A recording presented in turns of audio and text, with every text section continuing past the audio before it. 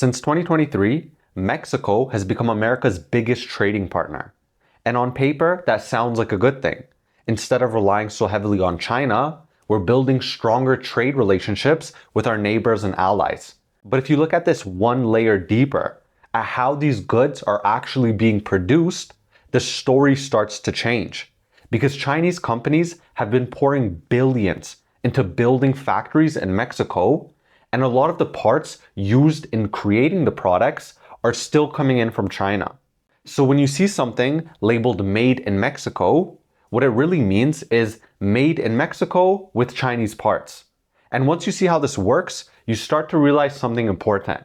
America's trade dependence on China didn't end, it just rerouted through Mexico. So to understand what the label made in Mexico really means, you have to understand that roughly half of the value in Mexican manufactured exports, they don't actually come from Mexico. They come from somewhere else, and a lot of it comes from Asia. That surprised me when I first saw it because it means when you buy something labeled made in Mexico, there's a good chance a big portion of it wasn't actually made there. Now, technically that label isn't wrong because under the USMCA trade agreement between the United States, Mexico, and Canada, products don't just get labeled based on where they're assembled. They have to meet something called rules of origin. For example, in the auto industry, about 75% of a vehicle's value has to come from North America to qualify.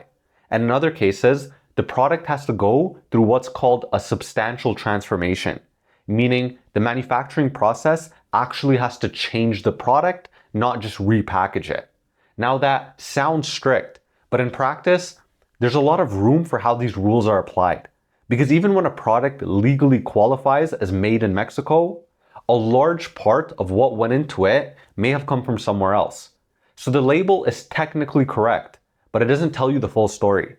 There are reports from the Dallas Fed that laid out how China's exports to Mexico rose from about $74 billion in 2017 to nearly $130 billion in recent years. That's a 75% increase in 7 years. And it's almost entirely one-directional. Mexico only exports back about $10 billion a year to China. But it's not just trade. Chinese companies are physically moving into Mexico. There's a place called the Hofusan Industrial Park in Mexico.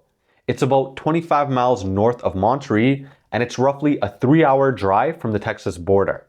Basically, it's an 850-hectare converted ranch, and this is the first Chinese-developed industrial park in North America. It was built as a joint venture between China's Holly Group and Mexico's Santos family. And its own website literally describes itself as an investment platform for global clients to explore the North American market. An executive from Hisense, a Chinese company, which invested $260 million in a refrigerator factory at Hofusan, was at a meeting for the Coalition for a Prosperous America, and he told them that his company had all the benefits under the free trade agreement because its product was technically manufactured in Mexico. So Chinese companies are setting up factories there, producing goods in Mexico, and then shipping them into the United States. And they get all the benefits of the trade agreement without any of the costs of the tariffs. And this isn't isolated. Chinese firms have been steadily increasing their presence, building new factories, expanding operations, and embedding themselves directly into Mexico's manufacturing system. So what looks like a shift away from China is often just China moving closer. And China didn't disappear from the supply chain, it just kind of repositioned itself inside of it. Now, the reason China is being so sneaky is obviously because it comes down to tariffs. If you're a manufacturer in China and you ship directly to the United States, you can face tariffs of 40% or more. But if you move production to Mexico, assemble the product there, and ship it across the border, those tariffs can drop dramatically, sometimes to just a few percent, sometimes to zero. So think about that for a second. It's the same product, it's the same company, but it's a completely different cost just based on where it's finished. That's the incentive. And companies have responded exactly how you'd expect. More goods are now being routed through Mexico, not because tariffs stopped the flow, but because they made a different route more profitable. And more importantly, this isn't some loophole or illegal workaround. Under the USMCA trade agreement, this is allowed. as long as the product goes through enough transformation in Mexico.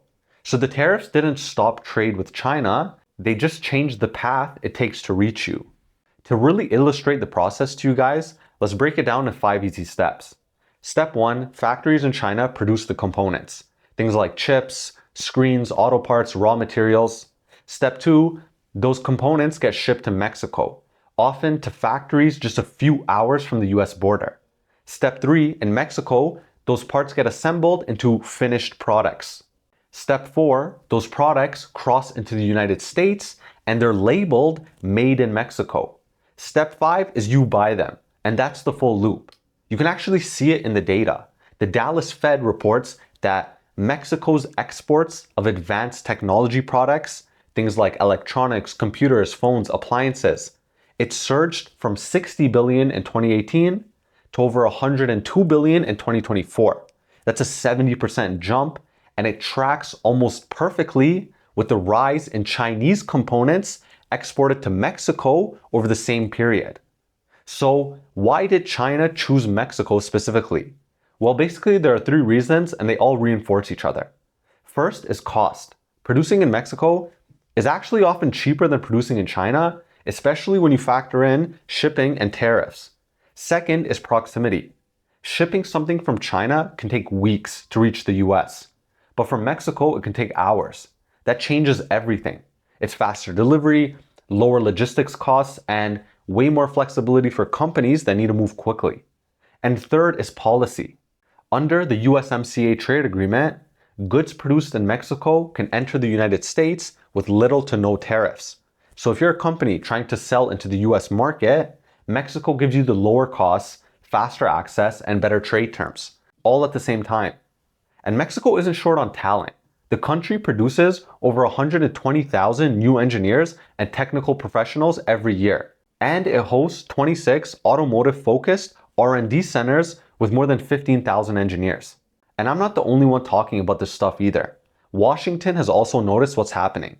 There's a growing concern that Chinese companies are using Mexico as a backdoor into the United States, routing products through Mexico to avoid tariffs. And policymakers are starting to respond. They're increasing pressure to tighten trade rules, screen foreign investment, and limit how much of this activity is allowed under the current system. But here's the problem. Mexico actually benefits from this setup. It's attracting investment, it's building factories, and it's growing its manufacturing base. So now you have competing incentives. The US wants to reduce exposure to China, Mexico wants to keep the growth, and China is adapting to whatever rules get put in place. Now, I want to be fair here because I'm not trying to claim that all Mexican production is just a front for China. That's obviously not true. If you look at the data, Chinese investment in Mexico is growing, but it's still relatively small compared to other countries. The majority of foreign investment from Mexico is still coming from places like the United States, Europe, and Japan. And Mexico's own manufacturing base is very real. Mexico produced close to 4 million vehicles in 2025. It's the 5th largest auto producer in the world. Its auto parts industry generated $119 billion in output. It employs over 1 million people in automotive alone. This is not some pop-up assembly operation. This is decades of real industrial development. So the honest answer on what's going on is some of what's flowing through Mexico is genuinely Mexican manufacturing. And some of it is Chinese content moving through the same system. And a lot of it sits somewhere in between. Parts coming from one place, being built into something more valuable in another, and then shipped across the border.